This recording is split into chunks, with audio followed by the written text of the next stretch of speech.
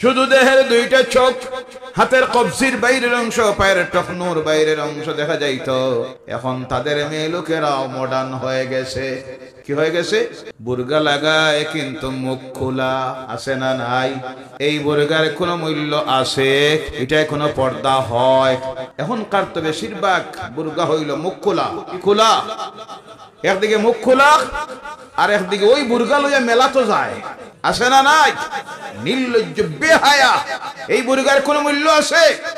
আমি একদিন প্রোগ্রামে যাইতেছি নিলাম বাজার দিয়া ত্রিপুরায়। আমার ড্রাইভার কয়, হুজুর দেখেন মেলার সামনের অবস্থা দেখেন, দেখি কত যে বুরকাওয়ালি। নাউজুবিল্লাহ বলেন। এই বুরকার কোনো মূল্য আছে? ও আমার মায়েরা বোনেরা, হিজাব নিকাব, হিজাব নিকাব। নিকাব হলো চেহারাকে ঢাকিয়ে রাখা, হিজাব হলো মাথা সহ গোটা শরীরকে ঢাকিয়ে রাখা। হিজাব এবং নিকাব উভয়টা ফরজ। কথা বোঝা গেছে? উভয়টা ফরজ। আপনি গড়ে নিকাব খুলতে পারেন, মুখমণ্ডল খুলতে পারেন, ঘর থেকে যখন বাইর হবেন হিজাব এবং নিকাব ব্যবহার করা ফরজ। আল্লাহ যেন তৌফিক দিয়ে। সকলে বলেন আল্লাহুম্মা আমিন। তখন যখন গেল, গিয়ে এই রিপোর্ট দিল, তখন অবশ্য বলল আরো কয়েকটা বছর অপেক্ষা করো, কারণ এখনো তাদের মধ্যে কিছু ইমানি বল আছে। কি আছে? এখনই কিছু ইমানি বল আছে। আরো কয়েক বছর পরে যখন রিপোর্ট গিয়ে দিল বাদশাহ, এরা এখনো মসজিদে যায় না, মাত্র কিছু মানুষ যায়। বুড়া যারা, কারা? আর তাদের মধ্যে আরো কিছু মানুষ আছেন যারা আলিম ওলামারা, তারা যায়। এদের মধ্যে অবাধে মদ চলতেছে, জেনা চলতেছে, আল্লাহর নাফরমানির কাজ চলতেছে। তখন বাদশাহ বলল, আর সময় দেরি নয়, এই মুহূর্তে যদি তাদের উপর আক্রমণ করা যায়, আমাদের আক্রমণের সামনে এই জাতি টিকে থাকতে পারবে, কারণ তাদের ঈমান দুর্বল হয়ে গেছে, আমল চলে গেছে। আমল যত বেশি হয় ততই ঈমান মজবুত হয়, ঈমানের শক্তি বাড়ে। ও মুসলমান, জেনে রাখবেন, এই পৃথিবীতে ইসলামের বিজয় এসেছিল তরবারির জোরে নয়, ইসলামের বিজয় এসেছিল মুসলমানদের ঈমানি শক্তিতে। সুবহানাল্লাহ। যার প্রমাণ বদরের ময়দান। কোন ময়দান? 313 জন। কতজন? কোন অস্ত্র নাই। বুখারী শরীফের হাদিসে আসতেছে, একজন সাহাবী আল্লাহ রাসূলের কাছে গিয়ে বলেন, ইয়া রাসূলুল্লাহ সাল্লাল্লাহু আলাইহি সাল্লাম, আমার তো কোনো তরবারি নাই, আপনি যদি আপনার নুরানি হাত মুবারক দিয়ে গাছের একটা ডাল আমার হাতে দেন, আমি সেই ডাল নিয়ে যুদ্ধের ময়দানে ঝাঁপিয়ে পড়বো। বলেন সুবহানাল্লাহ। যুদ্ধ শেষ হলে পরে সেই সাহাবী বলেন, ইয়া রাসূলুল্লাহ সাল্লাল্লাহু আলাইহি সাল্লাম, আপনার দেওয়া গাছের ডাল আমি হাতে নিয়ে যুদ্ধের ময়দানে যখন ঝাঁপিয়ে পড়লাম, ওই গাছের ডাল তখন তরবারির কাজে দিয়ে দিল। আমি যখন কোনো ইসলামের দুশমনের গর্দনায় ওই গাছের ডাল দিয়ে আঘাত করেছি, তরবারি যেভাবে কল্লা দুই টুকরা হয়ে যায়, গাছের ডালের আঘাতে ইসলামের দুশমনের কল্লা দেহ থেকে আলাদা হয়ে গেল।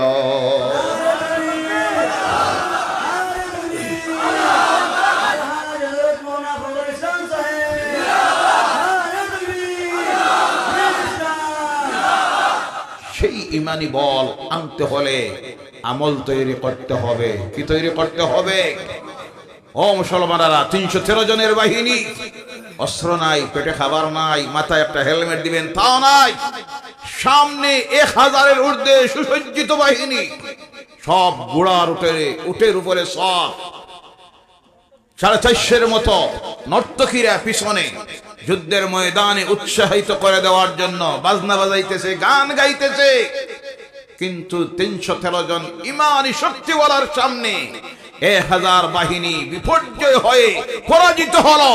আর ইসলামের নাম করা 70টা দুশমন বদর প্রান্তে জাহান্নামে চলে গেল। বলে সুবহানাল্লাহ।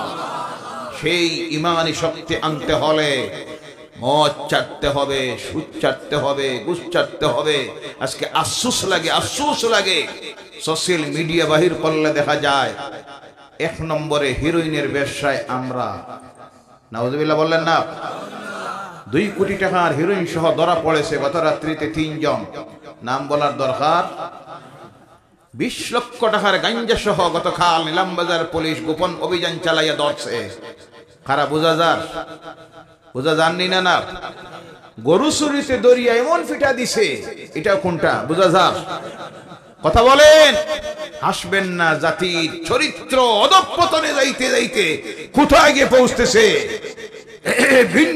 ভিন্ন ধর্মী যুবতী অপহরণ, তার ধর্মে আর বিয়ার জায়গা পাইছে না, ভিন্ন ধর্মী যুবতী অপহরণ করে নিয়ে জেলের ভিতরে ঢুকতেছে, কলেজের সামনে দাঁড়াইয়া অশ্লীল কথা বলতেছে, ইফটিজিং করতেছে, ভদ্রগয়ের মেয়েদের চিত্র তুলে ফেসবুকে ইউটিউবে ছাড়তেছে আর হুমকি দিতেছে।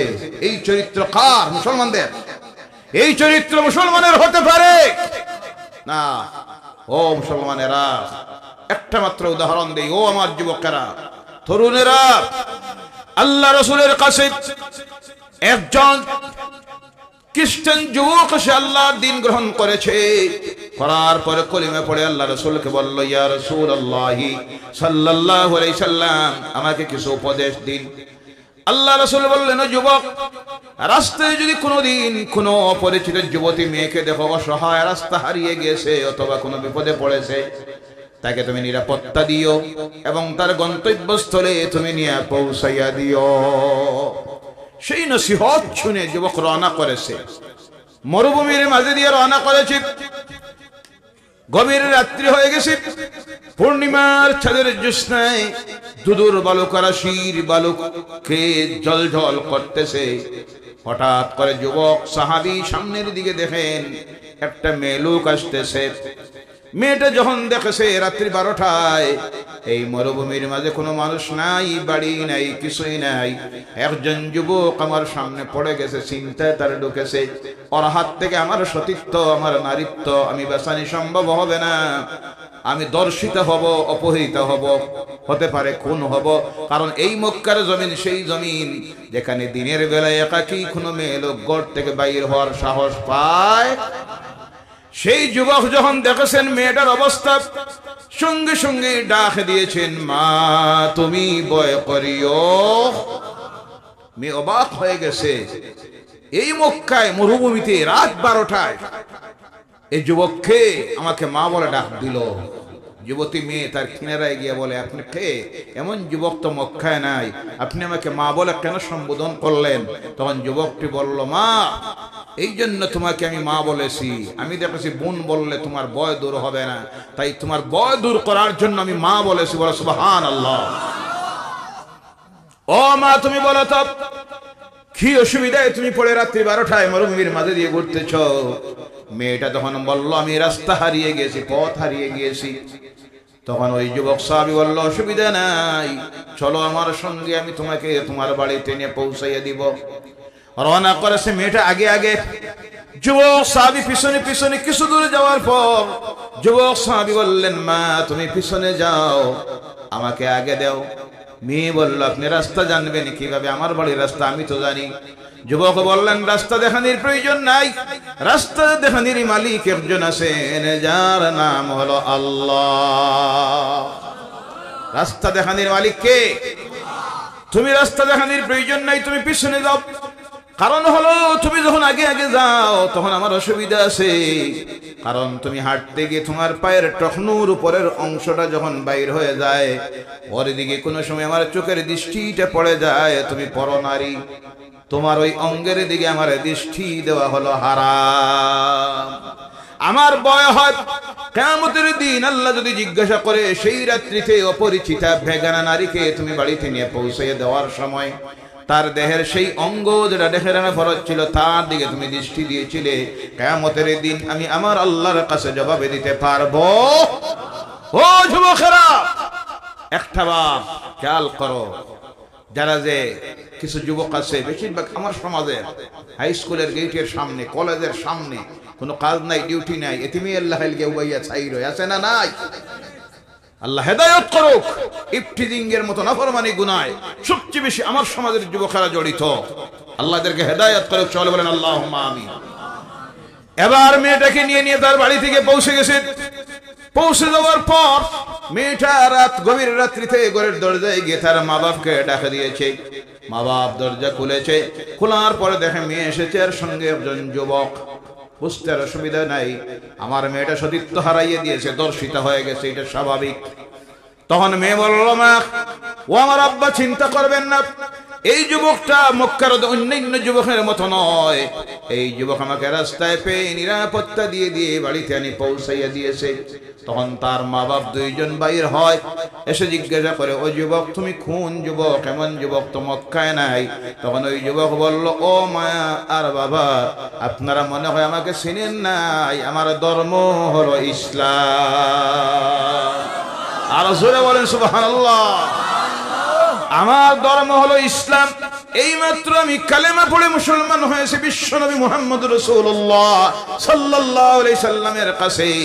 আর তিনি এইমাত্র আমাকে উপদেশ দিয়েছেন, পথহারা কোনো অসহায় যুবতী মেয়েকে পাইলে, মেয়ে লোককে পাইলে তার বাড়িতে পৌঁছাইয়া দেওয়ার জন্য। তাই আমার দায়িত্ব হয়ে গেছে, ফরজ হয়ে গেছে, আমার নবীর সেই আদেশকে মানতে গিয়ে আমি আপনাদের মেয়েকে বাড়িতে আনি পৌঁছাইয়া দিলাম। সঙ্গে সঙ্গে মা বাপ মেয়ে সহ তিনজন আল্লাহ রাসূলের যুবক সাহাবীর সামনে দাঁড়িয়ে বললেন, এই যদি হয় ইসলামের শিক্ষা আর এই যদি হয় মুহাম্মদের শিক্ষা, তাহলে এতদিন তো আমরা ভুল বুঝেছিলাম। আমরা জানতাম মুহাম্মদ একজন সন্ত্রাসী নেতা। নাউজুবিল্লাহ বলেন। মানুষ মারার শিক্ষা দেন, অন্য ধর্মের মানুষ হত্যা করার শিক্ষা দেন। আজকে তোমার এই ব্যবহারে বুঝতে পারলাম ইসলামের শিক্ষা কি আর তোমার নবীর আদর্শ কি। আমরাও আর দূরে থাকবো না, আমাদের তিনজনকে তুমি ইসলামের দীক্ষা দিয়ে দাও।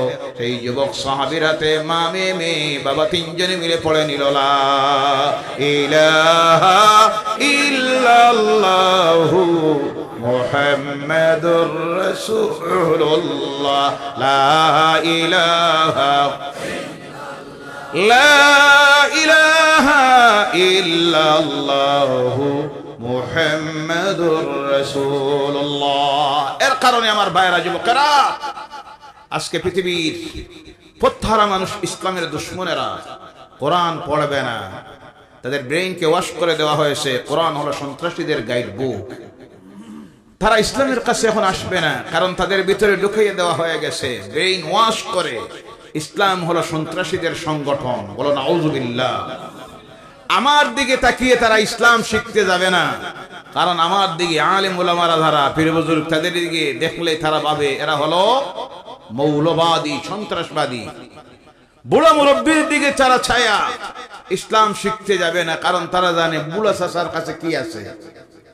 তারা ইসলাম শিখতে হলে ইসলামকে, কোরআনকে, আমার নবীর আদর্শকে তাদের সামনে তুলে ধরতে হলে দায়িত্ব নিতে হবে আমার সমাজের যুবকেরা। কথা ঠিক কিনা? ওই যুবকেরা যদি কোরআন দিয়ে নিজের বাস্তব জীবনকে গঠন করে নেন, রাসূলের সুন্নাত দিয়ে যদি নিজেকে রঙ্গিত করে, প্রতিটি ক্ষেত্রে, কলেজে, ইউনিভার্সিটিতে, ব্যবসা ক্ষেত্রে, রাজনীতিতে, শ্রমিক হিসাবে, ড্রাইভার হিসাবে, সর্বক্ষেত্রে যদি ওই যুবকেরা ইসলামের বাণীকে, রাসূলের আদর্শকে, কোরআনের কথাকে বাস্তব জীবনে বাস্তবায়িত করে তুলে ধরতে পারেন, তাহলে সেই দিন বেশি দূরে নয়, ইনশাআল্লাহ। বলেন ইনশাআল্লাহ। সেই দিন বেশি দূরে নয় যেই দিন গোটা পৃথিবী ইসলামের সুশীতল ঝান্ডার নিচে চলে আসবে। বলুন ইনশাআল্লাহ। দুনিয়ার যত ষড়যন্ত্র হোক, গোটা বিশ্বের ইসলাম বিরোধী অপশক্তি একই মঞ্চে দাঁড়াইয়া গেছে ইসলামকে, কোরআনকে, মুসলমানকে এই পৃথিবী থেকে মিটাইয়া দেওয়ার জন্য। সেই সময় আমার যুবক ভাইয়েরা যদি এগিয়ে আসেন, ইসলামের রঙে রঙ্গিত যদি হয়ে যান, কোরআনের রঙে, রাসূলের সুন্নতের রঙে, তাহলে দুনিয়ার কোন অপশক্তি, কোন জালেম ইসলামের, কোরআনের, মুসলমানের কোনো ক্ষতি করতে পারবে। বলুন ইনশাআল্লাহ। এখানে যে আপনারা আমরা বসে আছি, কিছু কষ্ট হচ্ছে নি? না, আরে বাস্তব কথা বলবো, কষ্ট হচ্ছে, এটা হওয়া স্বাভাবিক। আহারে আমি যেটা বলি আপনারা কথা বুঝেন, কারণ মাগরিবের পর থেকে বসেছেন, এসার সময় একটু নামাজ পড়লেন, রেস্ট নিলেন, এখন 2 ঘন্টার মতো হয়ে গেছে বসে আছেন। এই বসায় কষ্ট আছে, আছে না নাই? আছে। পায়ে ব্যথা করে, কোমরে ব্যথা করে, চোখে ঘুমও আসতেছে একটু একটু, কিন্তু আমরা যে বসে আছি সমস্ত কষ্টকে ভুলে গিয়ে বসে আছি কার ডরে আর ভয়ে? কারে খুশি করার লাগি? কারে সন্তুষ্ট করার লাগি? কবরের আযাব থেকে বাঁচার জন্য, জাহান্নামের আযাব থেকে বাঁচার জন্য, বিগত জীবনের গুনাহ থেকে মুক্ত হওয়ার জন্য, পরকালীন জীবনে চিরস্থায়ী বাসস্থান আল্লাহর জান্নাতে যাওয়ার জন্য। এই বসতে গিয়ে আমাদের কষ্ট হয়, পরে বসে থাকি, কারণ আমাদের মনের মধ্যে একটা কথা আছে, আজকে তো আমরা আসি, আমাদের নিচে আছে একটা বিছনার চাদর, আছে না নাই? মাথার উপরেও একটা সামিয়ানা আছে, কিন্তু আমাদের প্রত্যেকের জীবনে একটা দিন আসবে, যেই দিন এমন এক জায়গায় যাইতে হবে যেখানে পিঠির নিচে কোনো মাটি, কোনো বিছানা থাকবে, মাথার উপরে মাটি, পিঠির নিচে মাটি, ডান দিকে মাটি, বাম দিকে থাকবে মাটি, মাথার উপরের দিকে যখন তাকাবো দেখবো মাটি। কথা ঠিক কিনা? কোন জায়গা এটা? আওয়াজ করে বলেন কোন জায়গা? সেই কবর ভুলে গেছি আমরা। এই কবরে যাওয়া লাগবে কোন দিন? জি, যারা 40 হইছে তারা 20 বছর বাদে। আরে কথা বলেন না। যারা 60 হইছে তারা আরো 10 বছর বাদে। জি, জানা আছে? জানা নাই? তবে একটা জানা আছে, আল্লাহ জানাইয়া দিয়েছেন, মিনহা খালাকনাকুম ওয়া ফিহা নুঈদুকুম ওয়া মিনহা নুখরিজুকুম তারাতান উখরা। এই মাটির থেকে তোমাদেরকে সৃষ্টি করা হয়েছে, আমাদেরকে সৃষ্টি করা হয়েছে, আর এই মাটির মধ্যে আবার আমরা ফিরে আসতে হবে। আসার পরে শেষ নয়, আবার ওই মাটির থেকে আল্লাহ আবার আমাদেরকে তুলবেন। এই বিশ্বাস আছে না নাই? আবার আল্লাহ সেই কথাও জানাইয়া দিয়েছেন, কুল্লু নাফসিন যায়িকাতুল মাউত, প্রত্যেক প্রাণী জগৎ মাত্রই মৃত্যুর স্বাদ গ্রহণ করতে হবে। আমরা সব একদিন মরা লাগবো নি না? কোন দিন সে কথা আল্লাহ বলে দিতেছেন, ইজা জা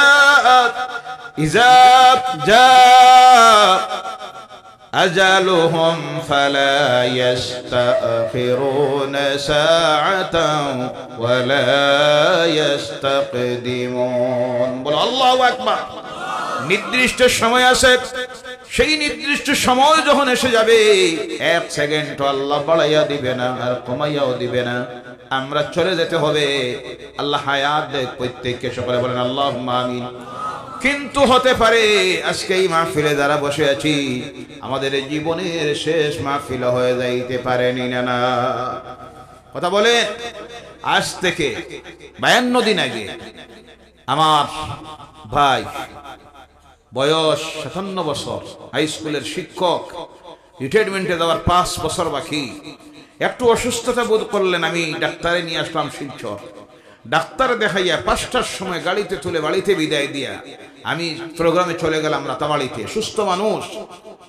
রাত্রি 12টায় আমি রাস্তায়, গড় থেকে টেলিফোন আসলো তাড়াতাড়ি বাড়িতে যাওয়ার জন্য। আমি চিন্তায় পড়লাম, এইভাবে তো টেলিফোন কোনোদিন আসে না, আজকে কেন টেলিফোন আসলো? জিজ্ঞাসা করলাম আমার ছেলেরে, হয়েছে কি কোনো সমস্যা? না আব্বু, একটু তাড়াতাড়ি আসার জন্য ফোন করতেছে, কারণ গভীর রাত 12টা হয়ে গেছে। আমার বুঝতে অসুবিধা রইল না, কিটা একটা অসুবিধা আছে। আমি ঘরে গিয়ে পৌঁছিলাম 12:35। কয়টায় গিয়ে দেখি আমার যেই বাইকে সুস্থ মানুষ ডাক্তার দেখাই আমি বাড়িতে পাঠাইলাম, গিয়ে দেখি 12:30 দুনিয়ার সফর শেষ করে আখিরাতের সফরে চলে গেছেন। ইন্না লিল্লাহি ওয়া ইন্না ইলাইহি রাজিউন। এই হলো আমাদের জীবনের গ্যারান্টি। জীবনের আজকে আসে, কালকে নাই হয়ে যাইতে পারি। এর জন্য সর্ব অবস্থায় আমাদের স্মরণ করতে হবে মৌত। কোনটা? আর এই মৌতকে স্মরণ করার জন্য আমাদের মধ্যে কেউ যখন মারা যায়, যাওয়ার সংবাদ শোনার পরে আমরা মনে মনে ভাবি ওই যে মারা গেছে তার জন্য দোয়া করতেছি, তার জন্য দোয়া নয়। যখন কোন ব্যক্তির মৃত্যু সংবাদ আমরা শুনি, পড়ি, আমরা পড়ুন ইন্না লিল্লাহি ওয়া ইন্না ইলাইহি রাজিউন। অর্থাৎ ওই মানুষটা যে পথে চলে গেছে, আমরাও একদিন সেই রাস্তায় চলে যেতে হবে, ফিরে যেতে হবে আমরা সব আল্লাহর কাছে। কার কাছে? ও আমার ভাইরা, এরপরে জানাজার নামাজ হয়। কেন আল্লাহ জানাজার নামাজটা দিলেন? একটা মানুষ মারা যাওয়ার পর গোসল দিয়ে কাপড় পরিধান করে কবরে নিয়ে রাখার সিস্টেম হইলে তো হইতো, কিন্তু আল্লাহ পাক কেন এই ব্যবস্থাটা করে দিলেন তার রাসূলের মাধ্যমে? তার কারণ হলো ওই লাশটা যখন সামনে রাখা হয় মাইয়িত, জানাজার নামাজে গিয়ে যখন দাঁড়াবা, একবার দেখবা এই মানুষটার দিকে। এই মানুষটা তো একদিন বহুত বড় প্রভাবশালী ছিল, জমিদার ছিল, কথা ঠিক কিনা? শরীরের শক্তি ছিল, জনবল ছিল, অর্থের বল ছিল, লক্ষ কোটি কোটি বিলিয়ন মিলিয়ন টাকার মালিক ছিল, 7 তলা 10 তলা বিল্ডিং এর মালিক ছিল, এসি রুমের মধ্যে ঘুমাইতো, 10-12টা খাদিম খুদামা ছিল, কোটি টাকা দামের গাড়ি ব্যবহার করত, জমিনে কোনোদিন পা মাটির মধ্যে লাগে নাই, এমন মানুষ আছে না নাই? লাশ মাইয়িত যখন সামনে নিয়ে রাখা হয়, যারা জানাজার নামাজে হাজির হয়, আল্লাহ সিস্টেম করে দিয়েছেন গিয়ে দেখে যেন এই মানুষটার গায়ে মাত্র আছে 3টা কাপড়। কয়টা? সাদা 3টা কাপড়, কোনো পকেট নাই, সেলাই নাই। কোমরেও যদি একটা সুতা থাকে তাও কোলে কাটিয়ে রাখা হয়নি। না, মা বোনদের নাকে যদি ছোট্ট একটা ফুল থাকে তাও খুলে, কানেও যদি থাকে তাও। আল্লাহ দেখাইয়া দিতে চায়, স্মরণ করো, ইয়াদ করো। এই ব্যক্তির লক্ষ কোটি টাকার ব্যাংক ব্যালেন্স পড়ে রয়েছে, 7 তলা 10 তলা 1-2টা নয় 20-25টা ফ্ল্যাটের মালিক ছিল, সব পড়ে রয়ে গেছে, কিছুই তার সঙ্গে আসে নাই। জানাজার নামাজ পর্যন্ত এসেছে তার আত্মীয় স্বজনেরা। একটা বারের দিকে তাকাও, যার হাতের আঙ্গুলের ইশারায় দুনিয়া চলতো, দেশ চলতো, রাজ্য চলতো, সমাজ চলতো, আজকে সে নিজে 1 ইঞ্চি নড়ার মতো কোনো ক্ষমতা নাই। দেখে তুমি শিক্ষা গ্রহণ করো। এরপরে জানাজা যখন হয়, জানাজার পরে আমরা সাধারণত চলে আসি, এই কাজটা করবেন না। জানাজার পরে তার দাফন কাফনে শরীক থাকবেন। আল্লাহ রাসূল বলছেন, কেউ যখন কোনো মুসলমানের জানাজার নামাজে গিয়ে শরীক হয়, আল্লাহ তার আমলনামায় 1 কিরাত সওয়াব লিখে দেয়। সাহাবায়ে কেরাম জিজ্ঞাসা করেন, ইয়া রাসূলুল্লাহ সাল্লাল্লাহু আলাইহি সাল্লাম, 1 কিরাত তার পরিমাণ কি? আল্লাহ রাসূল আঙ্গুল দিয়ে দেখান উহুদের পাহাড়ের দিকে, বলেন, ওই যে উহুদের পাহাড় যখন জানাজার নামাজে গিয়ে শরীক হয়, আল্লাহ উহুদ পাহাড়ের সমতুল্য সওয়াব তার আমলনামায় দিয়ে দেন। বলেন সুবহানাল্লাহ। জানাজার পর যখন দাফন কাফনে শরীক হয়, তখন আল্লাহ তার আমলনামায় 2 কিরাত সওয়াব লিখে দেয়। সুবহানাল্লাহ বলেন। এখানে হিকমত হলো, দাফন কাফনে গিয়ে যখন শরীক হবা, তোমার বাবাকে, তোমার মাকে, তোমার বন্ধুকে, তোমার নিজের ছেলেকে, প্রতিবেশীটার যে মানুষটাকে নিয়ে তুমি যেই জায়গায় রাখতেছো, একটা বার দেখো এমন এক জায়গার মধ্যে রাখা হচ্ছে যেখানে কোনো বিছানা, শুধু গায়ের মধ্যে 3টা কাপড়, আর কিছু সঙ্গে নাই। সঙ্গে আছে শুধু তার আমল। কোনটা? ডান দিকে মাটি, বাম দিকে মাটি, পিছের নিচে মাটি, উপরের দিকে মাটি। মাটি আর মাটি ছাড়া কিছুই নাই। দাফন কাফন যখন শেষ হয়ে যায়, হওয়ার পর বন্ধু রওনা হয়ে যায়, ছেলেও যায়, ভাইও যায়, স্বামীও যায়, কেউ নাই, কেউ নাই। একাকী এমন এক জায়গার মধ্যে পড়ে থাকতে হবে যেই জায়গায় কোনো সাহায্যকারী, শুধু এখানে আছে আমল। কোনটা? এই যে জায়গাটার কথা আলোচনা করতেছি আমরা, এই জায়গায় গিয়ে আইসি না যাওয়া লাগবো? কেমন বাদে জানা? আহারে, সবচেয়ে বড় কঠিন ঘাটগুলি রয়ে গেছে। যারা চলে গেছে তারা তো নাজাত পেয়ে গেছে। বল সুবহানাল্লাহ। আমাদের জন্য সামনে রয়ে গেছে সাকরাতুল মউতের ঘাট, সবচেয়ে কঠিন ঘাট। মালাকুল মউত আজরাইলের সামনে হাজির হয়ে গেছি না বাকি রইছে? কথা বলেন। বাকি রয়ে গেছে সবচেয়ে বড় ঘাট, সাকরাতুল মউতের ঘাট, বড় কঠিন ঘাট। মালাকুল মউত আজরাইল সামনে যখন এসে হাজির হবে, অনেকের হুশ ঢুলে যাবে। আল্লাহ আমাদেরকে সেই সময় ইমানের উপর সাবিত কদম রাখিও, হুশটা জায়গায় রাখিও। বলো সুবহানাল্লাহ। এর পরের ঘাট বাকি রয়ে গেছে কবর। কোনটা? মুনকির নেকিরের সোল ঝড়। সব বড় বড় কঠিন পরীক্ষার ঘাটগুলি, চেক গেট, এখনো বাকি রয়ে গেছে। দুনিয়ায় থাকা সহজ, খাওয়াও সহজ।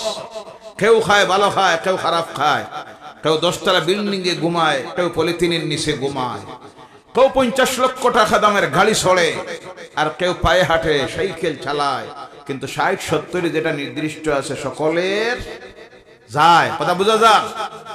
আসল জায়গা তো বাকি রয়ে গেছে, মউত, কবর, মুনকির নেকিরের সব চোখের সামনে আমরা গিয়ে দাঁড়াই। মা বাবার কবর জিয়ারতে যাই, জি যান। আমার রাসূলের সুন্নাত, বলে সুবহানাল্লাহ। কেন এই কবর জিয়ারতের নির্দেশ আল্লাহ রাসূল দিলেন? তার কারণ হলো ওখানে গিয়ে যখন দাঁড়াইবা, দাঁড়ানির পরে তোমার মনের মধ্যে আসবে আমার এই মা। কোন মা? এই মা যে মা আমাকে গর্ভে জায়গা দিলেন 10 মাস, কয় মাস সারা বাড়ির মানুষ ঘুমাইতো, আমি জীবন্ত একটা মানুষ, আমার মায়ের কলিজার মধ্যে গিয়ে মাথা দিয়ে গোতা মারতাম, মার বেদনায় দর্থ মা দুনিয়ার কোন মানুষের কাছে গিয়ে বিচার দেয় নাই।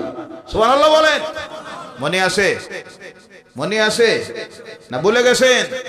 যারা ভুলে গেছে তারা মারে মা হয় না, আমার বাড়ির বুড়ির যন্ত্রণায় শেষ। নাউজুবিল্লাহ বলেন। সেই মুখের উপরে আল্লাহ লানত। কার লানত? বাপরে বাপ কইতে রাজি হয় না এমন নাফরমান আছে না নাই?